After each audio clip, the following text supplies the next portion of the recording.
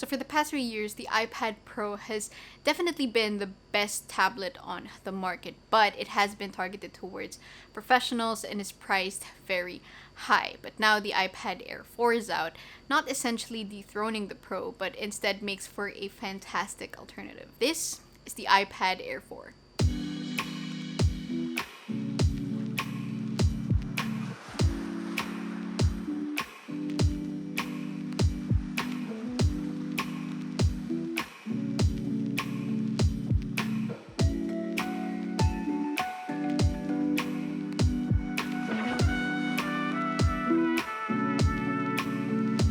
The iPad Air 4 inherited a lot of amazing things from the iPad Pro while shaving off a couple of features to make it a little bit more affordable and basically to keep the iPad Pro a Pro model device. But that doesn't mean that the iPad Air 4 isn't impressive, because I definitely think that it is. I've had it for a little over a month now and I do not regret purchasing it. So without further ado, let's get started with the review.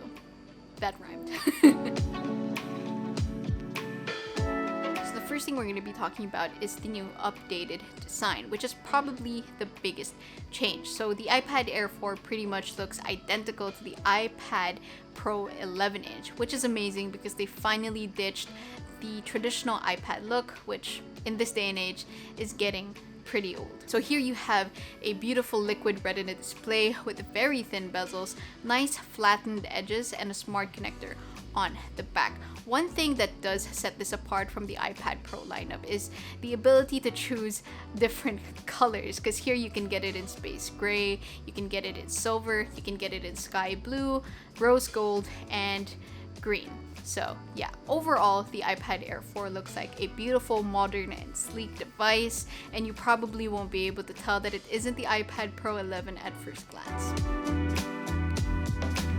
For the display, you get a 10.9-inch liquid retina IPS display with a 1640 by 2630 resolution. So you're getting the exact same pixel density as the iPad Pro 11-inch. Needless to say, it looks amazing. It also features True Tone technology and supports the P3 wide color gamut, so whether you're just streaming your favorite TV shows or watching YouTube videos, it's going to be great for that. But it also means that it's going to be amazing for both photo and video editing, but we're going to get into that later.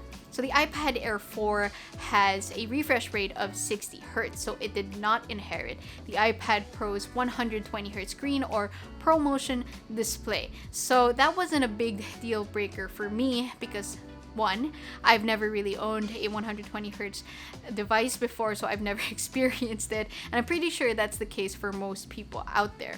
And my experience with writing and drawing, I don't know how to draw, has been smooth overall, and it really comes to show that Apple paid a lot of attention to their 60 Hz devices with the latency and the transitions, because everything still feels fast and smooth. The screen's brightness will go up to 500 nits, so it still gets fairly bright, so you'll be able to see it in brighter conditions. So the iPad Air 4 may have 4 speaker grills, but it only has stereo speakers compared to the iPad Pro's quad speakers. So you only get one on the top and one on the bottom. The key feature here though is that the sound seems a lot more balanced since you're getting it from both sides, whether you're holding it in portrait or landscape mode. So that's pretty great because the sound is really good compared to older iPad devices where the speaker is found on the bottom and just one side. Let's do a little test.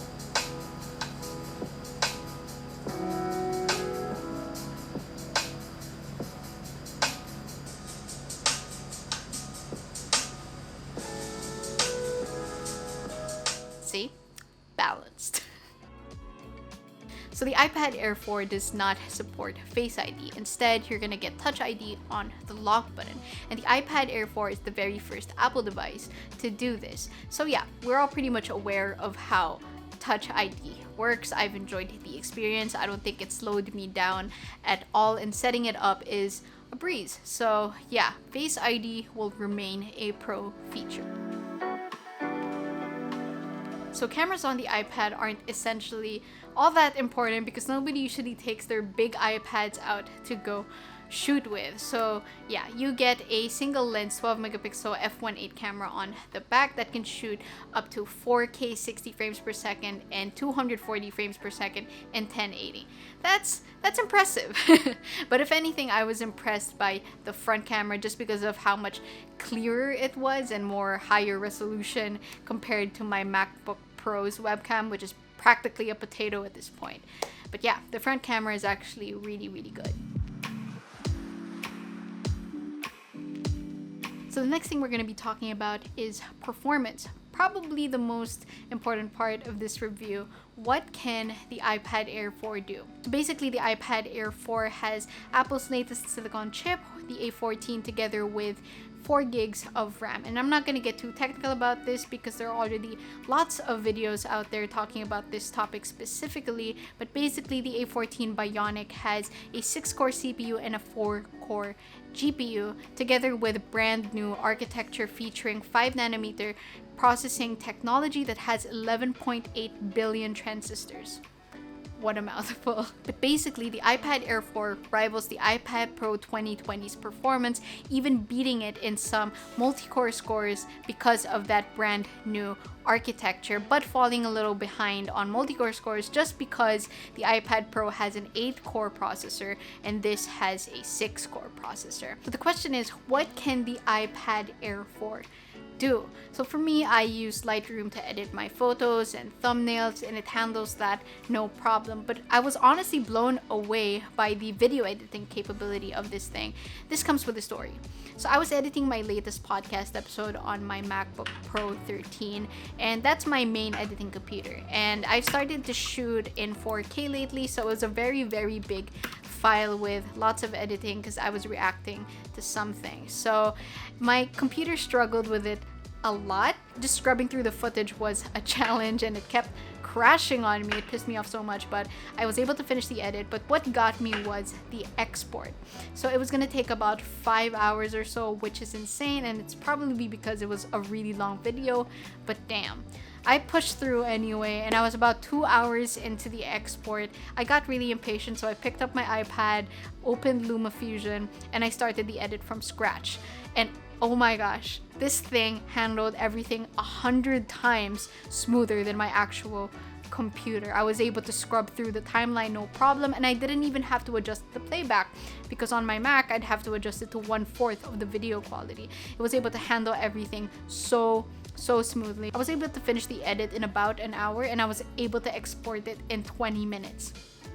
20 minutes, over 5 hours. That's insane. So this thing is an absolute beast. So whether you're going to use it for photo or video editing, it will be able to do it flawlessly. And as for games, I don't usually game on my mobile devices, but I did try out this Samurai Jack game from the Apple Arcade. Who else played that Samurai Jack game on the PS2? That was awesome. But I was able to handle that just fine together with Call of Duty, and yeah, it did pretty well.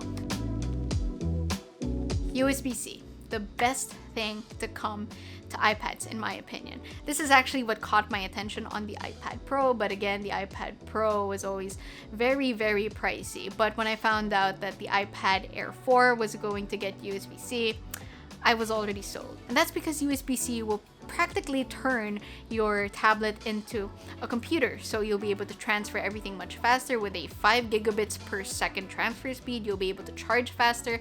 Both things are very much welcome.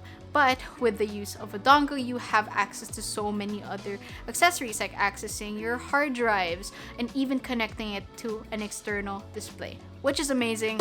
USB-C all the way. On to battery life. So I'd honestly say that this battery is decent. Apple did say that it would last 10 hours on continuous use. Personally, when I use this for social media and just streaming, it will last me more than a day. But when I start using more power-hungry apps like LumaFusion or Lightroom, this will significantly drop. I'm not saying that it's a bad battery, I'm just saying that it's not the best.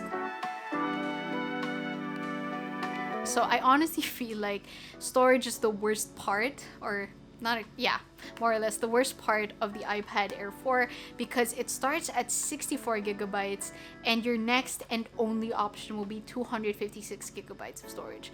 And prices here in the Philippines for gadgets are just generally more expensive. It's just something we have to live with. But for the 64 gigabyte version, you have to pay $33,990, and for the 256 gigabyte version, you're shelling out $43,990, which is a lot more expensive than US prices, but you know, whatever. So basically, to keep it simple, the iPad Air 4 is an amazing device and will pretty much do whatever you want it to do, whether you get the 64 or the 256 gigabyte version. Now, it's just a matter of choosing. So get the 64 gigabyte version if you're just going to use this for social media consumption and streaming, maybe some photo editing on the side. You might have to struggle a little bit if you want to start editing video, because apps like LumaFusion require you to have the files on the iPad itself. You can remedy this by using an external hard drive. Just transfer the files in and out every time. It seems a little tedious, but it is something that you can work around. But for regular like school use, social media, streaming, the 64 gigabyte should be just fine. Now, if you want to use this more like a laptop replacement and use more power hungry apps like LumaFusion, Lightroom, I definitely think you should opt for more storage. At this point, it will be a choice between the iPad Air 4 256 gig or the iPad Pro 2020 11-inch 128 gig. So I struggled a lot when choosing, and this was my end result. I got the iPad Air 4 256 gigabyte version because technically, power-wise, they're on the same level. The iPad Pro may be just being slightly a little more powerful, but if you're willing to let go of the 120Hz screen and Face ID on the iPad Pro and a little bit more RAM, then the iPad Air 4 is for you, because you're gonna get an iPad that's just as strong, more storage, and you'll be able to save like what, $100 or 4,000 or 5,000 pesos, and that can easily go into like a mouse and keyboard, even external setup, maybe an Apple Pencil, you know, halfway through. So yeah, that is pretty much my take on it. If you're wondering what's the point of the iPad Pro 2020 then, if the iPad Air 4 is just as good, well, I honestly think that they're neck and neck, but it only means that the iPad Pro 2021 or the next gen iPad Pro is going to be a beast. You know, it's gonna blow the iPad Air 4 out of the water. Considering that the iPad Air 4 is already an amazing device, it's gonna be amazing. I said amazing way too many times. But yeah, that's pretty much that for this review, and hopefully you guys enjoyed it. I will see you in the next one.